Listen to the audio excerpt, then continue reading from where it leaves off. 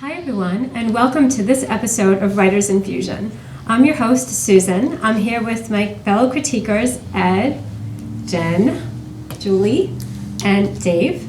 And we are here to review a story, and this is an interesting thing we've got going on here. The title of the story is Sook's Cake, and we actually reviewed this piece earlier in another episode without realizing that we weren't reading the first pages. So we felt like it was only fair to the author, because we didn't know that, or I didn't realize that we want to do the first pages for her as well. So you'll notice when you're watching this episode that we've actually posted them next to each other on the website so that you can get a feel for both pieces, and so can the writer. So I'll just read the summary for you, and then Julie will read the story. So it's Halloween afternoon. The main character is baking fruitcakes when her sister drops by and asks to help her fill Halloween goodie bags. To speed things along, the sister decides to stay and help with the next recipe, which has ties to Truman Capote and his family. Sook's Cake by Bonnie Furlong. What took you so long? Talking non-stop, my exuberant older sister pushed steadily against my front door until I was forced to let her in. Did you know somebody ditched an old baby carriage at the end of the drive? No baby, though. Linda continued past me, carrying 2 large shopping bags to the kitchen. What smells so good? Cake. Look!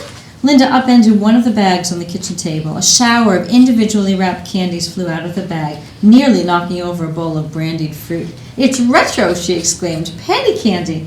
She slid red wax lips between her teeth and struck a pose. There were wax bottles, too, filled with blue, sugary syrup and licorice Scotty dogs. I unwrapped a bit o' honey. It tasted exactly as it had 30 years earlier, when a dime allowance lasted me all week. Does it still cost a penny? I asked. Heck no! I'll stretch it by mixing it with regular. The kids will love it. Sure enough, the other bag was full of candy corn and pumpkins, along with a variety of mini chocolate bars. Everything individually wrapped to allay parental fears of razor blades and rat poison. I was hoping you'd help me fill the goodie bags. I wish I could, I said, but I'm going to be baking all day. You're kidding! My sister looked around the kitchen. I had just finished tidying up after the first cake, which was baking in the oven. Mixing bowls and measuring cups stood on the counter in front of sacks of flour and sugar. A cardboard carton held brown eggs from free-range hens, cinnamon from Saigon, and vanilla from Madagascar added an appropriate touch of the exotic. Appropriate because I felt that I had embarked on an adventure, a solo adventure. I popped a chocolate baby into my mouth and chewed it slowly. No caramel bullseyes among the candy, I noticed. They had been my favorite when I was little. Cake is not traditional for Halloween, Linda said, narrowing her eyes. Whose birthday is it? What's going on? I'm baking, Christmas cakes, I said, pleased with my quick thinking. Nut cakes, you might call them, studded with golden raisins and, so forth. I have to bake them now so the flavors can blend and mellow before the holidays. Why are you talking like a cookbook? Linda's gaze went from the kitchen counter with its basic baking supplies to the table beside us, where bowls held juicy pineapple wedges, chopped citrus peels, and nuts of all kinds. Her avalanche of candy had pushed the glacé cherries perilously close to the table's edge. I moved them back to safety. Fruitcake? You're making fruitcake? In Linda's tone, I heard all the scorn and derision that had been heaped upon this venerable cake for the last 100 years. But why? She asked. You've never made fruitcake before. We're not a fruitcake family. That's probably because we've never tasted a real one, I said. Professor K, my sister rolled her eyes at that name. It's one she hears more often than she cares to. Professor K, I repeated, brought one to class last summer. It was delicious. I explained how his mother waited for him to come home to Southern Virginia every Thanksgiving, and how they would make a different fruitcake every day of the week, for a week. And I don't know, I concluded wistfully, he made it sound so sort of spiritual. Spiritual or spirited? Linda had spotted the brandy standing beside an open bottle of Guinness. That's not for you, I said as I reached for the bottle. It's for basting the cakes. You're basting a cake with beer? It's a Guinness cake, I said, as if that explained everything, and it should be just about ready to come out. The cake passed the fingertip test, the toothpick test, and cookbook author Edna Lewis's listening test. It was a beauty, full of walnuts and orange peel. I only hoped it would taste as good as it smelled. I admired it for a quick moment, and then I turned off the oven. Oh, good, Linda said. You are finished. You can help me with my treats. No, I can't. The next cake has to start in a cold oven. That's why I turned it off. Would you mind reading the Guinness recipe for me? I want to double check the last step. Linda picked up the sheaf of paper recipes I was pointing to. Are these all for fruitcakes? Good grief, where'd you find so many? The Guinness is the newspaper clipping on top. The rest of them came off the internet. I got thousands of hits. You're kidding. She scanned the recipe. It says to turn it out of the pan and pour on the booze. I gently turned the cake out onto the cooling rack. The Guinness foamed and hissed as the hot cake soaked it up. I can't believe you found any fruitcake recipes on the internet, Linda said, as she flipped through my printouts. I mean, this is a cake that everybody in the world despises. If fruitcakes are as horrible as people make out, who's posting recipes? I said to let her know I was listening. The Guinness was puddling on the top of the cake now, a sign of saturation. I stopped pouring, but held the bottle poised in case the cake wanted more. Linda kept talking. It's as if fruitcake has taken on a life of its own and won't let itself be forgotten. It's creepy when you think about it. I mean, who knows what other horrors from humanity's past have got themselves saved in the circuits of our home computers. Phasmatic ex machina, I suggested, as the cake sucked up a few more drops. Ghosts in the computer, good one. The cake could absorb no more Guinness, so I drank the last ounce or so myself. Hey, where's mine? Fridge, I said. Could you get me one too? This one got warm. She handed me a cold bottle after twisting off the cap. Does Professor K put beer in his fruitcake? I don't know. The one he brought to class was oozing with brandy. The main fruit was pineapple, but there were cherries and pecans too, cut up in bite-sized pieces, and the cake part was very light, not like that nasty stuff in the grocery store. Well, anything will taste good if you booze it up like that. I staggered out of class that afternoon, I admitted, laughing at the memory. Usually I'm just drunk on poetry, but this time it was definitely the brandy. Unless it was a sugar high. I cut myself a huge second piece when he wasn't looking. Pig, you going to make his fruitcake? Which one is it? I don't have it. It's his mother's secret recipe, he said, so I didn't like to ask for it. Well, which one are you making? Linda riffled again through the recipes. I want to help, so we can fill the goodie bags. I repressed a sigh. Until that moment, I had been hoping she would pack up her candy and leave. I took a healthy slug of Guinness for strength. I'm making one of Truman Capote's aunt's recipes. Could you pull it out for me? It just says chocolate fruitcake at the top. Okay. You know, and that flows into the other story. Yeah. Yes, that's right. Yeah. So when you watch 16b, then it'll pick off right where we left off. I think there's one overlapping paragraph. Mm-hmm. So the funny thing for me in this was that I actually had the exact same comments I did for reading the middle as I did as reading the beginning. So for me it was, I thought it was good sentence structure. I thought it was very authentic, the dialogue between the sisters. Yes, yeah, the banter was great. It made me want to eat the fruitcake and even drink Guinness, and I don't even like beer. Yeah, so the imagery of the food was fantastic. Was terrific. So I thought the writing and everything was good.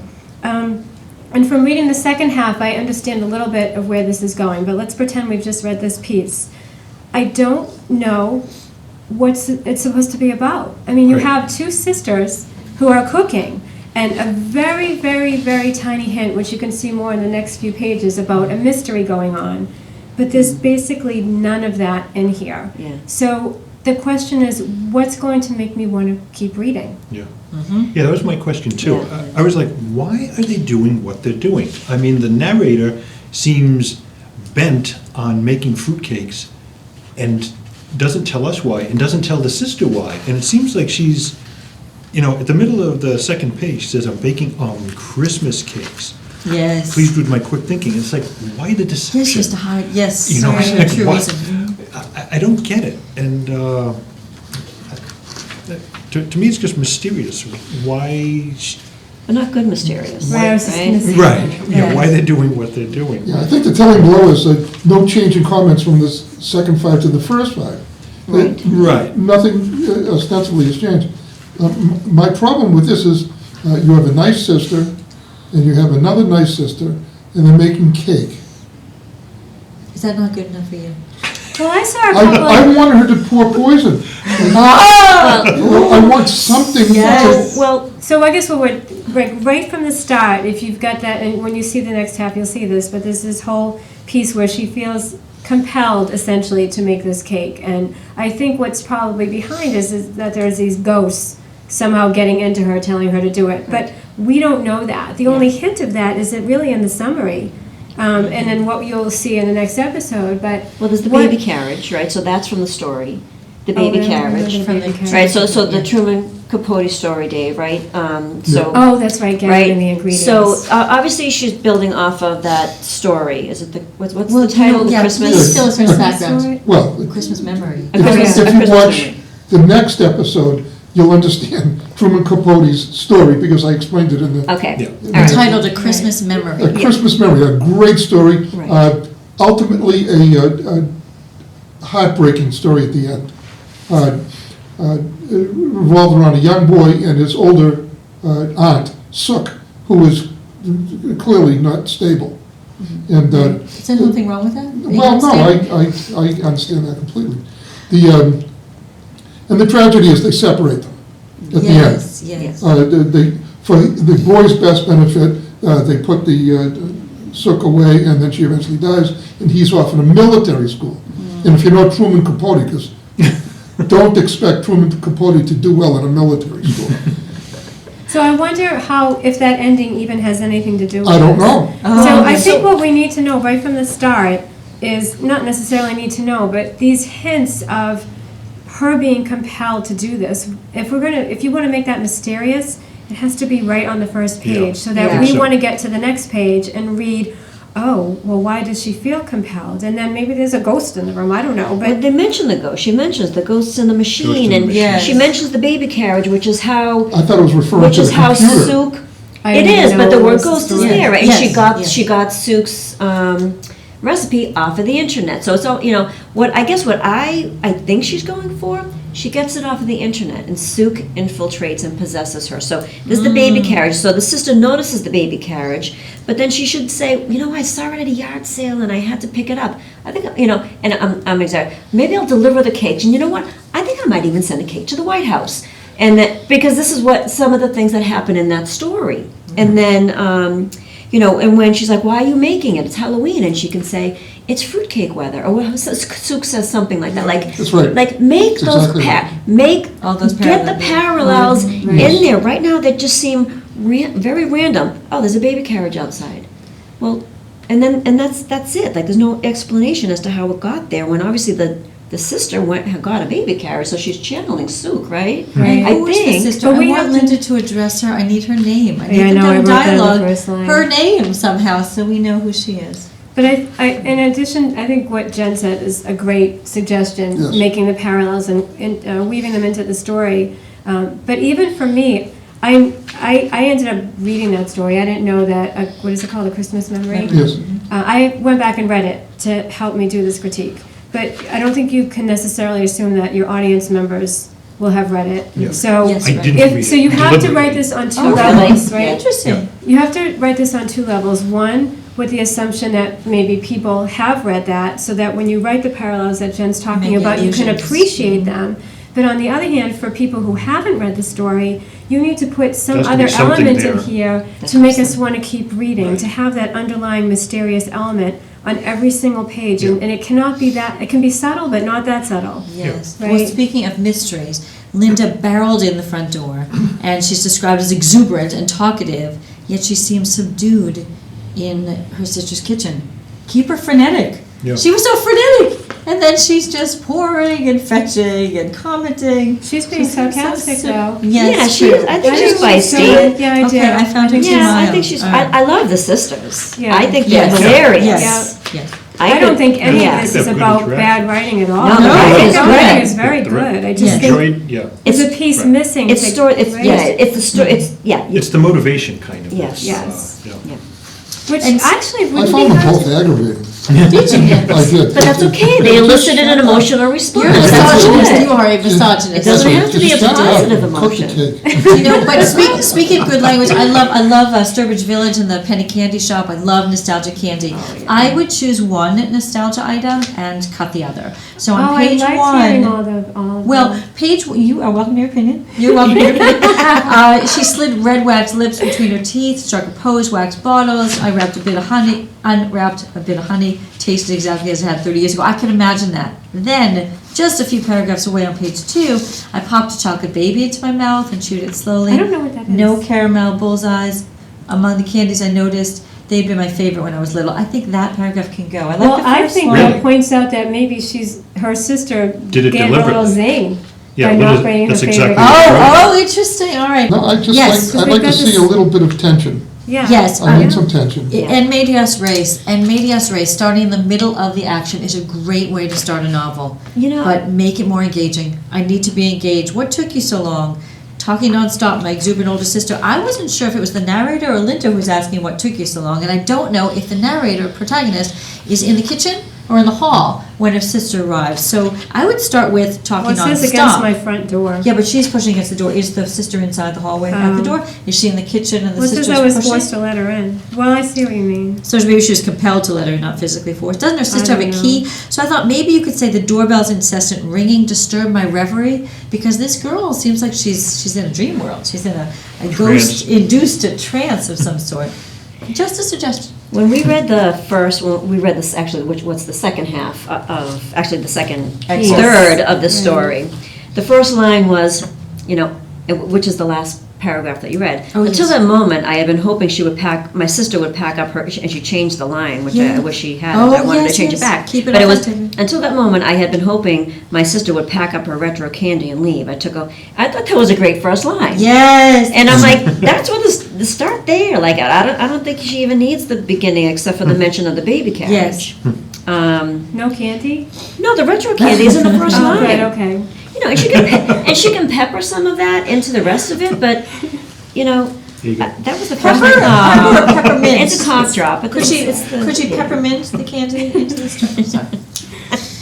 That's the All pun right, of the day for those of you playing at You home. promise? I promise. I do not promise. No. There may be others. I think we're good because Bonnie has 2 episodes. So between the 2, we hope we helped you out. I mean, so I'll do a very quick summary, and that is we think your writing's great. The rapport between the sisters is done very well. Yes. But we think that, as Jen said, to take ties to the Truman Capote story, A Christmas Memory, and tie that in here for those who have read that. And on top of that, add that mysterious element, not so obvious right from the start, so that we want to keep reading and wondering, why is she acting like this? Good? Yes. Good. Yes. Okay, so thank you, Bonnie, for submitting this. And thank you, everyone else, for watching. We will see you on the next episode of Writers Infusion. Keep writing. Absolutely. Very good. Do you know the I might actually root try beer barrels? fruitcake. All those yeah. wonderful They old make it sound candies. so Oh good. my They gosh. They weigh about 70 pounds each. Well, the And pic- jawbreakers. and the pixie sticks, and Pixie then sticks! the dots, and you Yes. pull off the Oh, paper, and you get most yes, paper, the dots, buttons. Yes, you get all the Are glue. they good? Is Yeah. fruitcake No, good? they're awful. It's not, Oh, I right? think It- they're well- good. When you were a kid, I it was have a just negative fun. feeling. Well, the problem The is, fruitcake? there's Well, also not Yeah. fruitcake, the candied, candy. Yes. Okay. Oh, yeah. candied orange peel, Yes. which nauseates me. Oh, I like it. So that's the Oh, is that funny? one bite, and I'm, Is that when what will do you you hear in? right. Excellent, good It's to a know. bounce food, I call it. It goes down, it comes right back. I have to say, I can't stand pineapple in any. Oh. I just can't